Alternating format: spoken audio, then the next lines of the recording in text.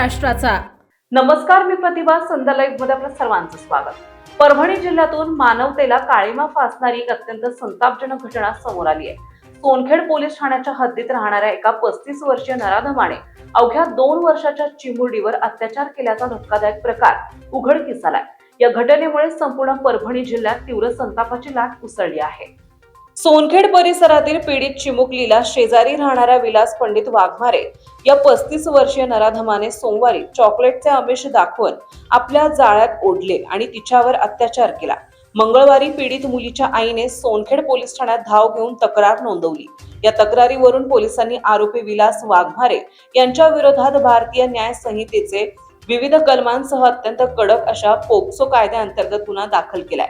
घटनेचे गांभीर्य ओळखून पोलीस अधीक्षक प्रशांत शिंदे यांनी तातडीने सोनखेड पोलीस ठाण्यात भेट दिली।